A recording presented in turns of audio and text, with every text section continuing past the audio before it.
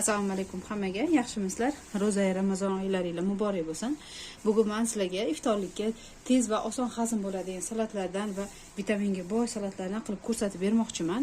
Bunga bizga kerak bo'ladi karom, ozgina yarimta ukrop va kashnich, piyoz, bu fasol. Men fasol qo'shyapman. Xohlasanglar garov shunaqa qo'ysanglar bo'ladi. Buni oldindan pishirib olamiz va ikkita kartoshka va qizil o'rlak. Bular hammasi pishgan bo'ladi.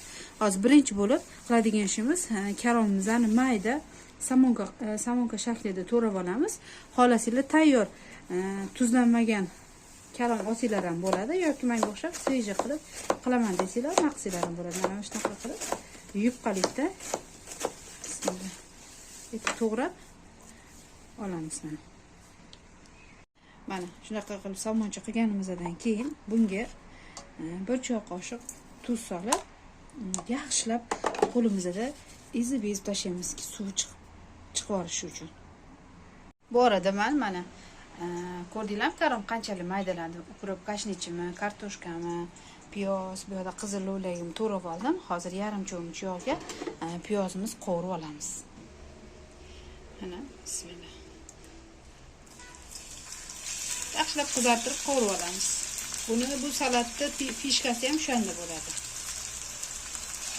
Mana bunga 1 choy qoshiq tuz soldim. Va bunaqa maydalangan kashnich.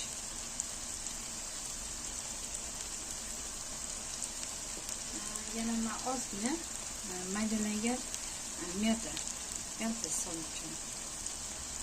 Bu 1 choy qoshiq bo'ladi. Yaxshilab qovuramiz. Qizargan nimamizni hamma masallarimizni ustiga solamiz.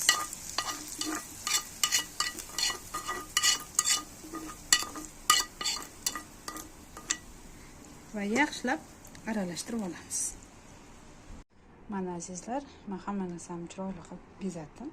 Bezatish o'zingizlardan iftorliklarga qilib yesanglar, yaqinlaringizga juda ham yoqadi, manzur bo'ladi degan umiddaman. Vitaminga boy go'sht desangiz, qizil fasolimiz bor. Go'sht o'rnini bosadi. Bu videolarimga like bosishni va obuna bo'lishni, kommentariyada o'z fikrlaringizni qoldirishlarini so'rab qolaman. Ramazon oyi hammamizga muborak bo'lsin.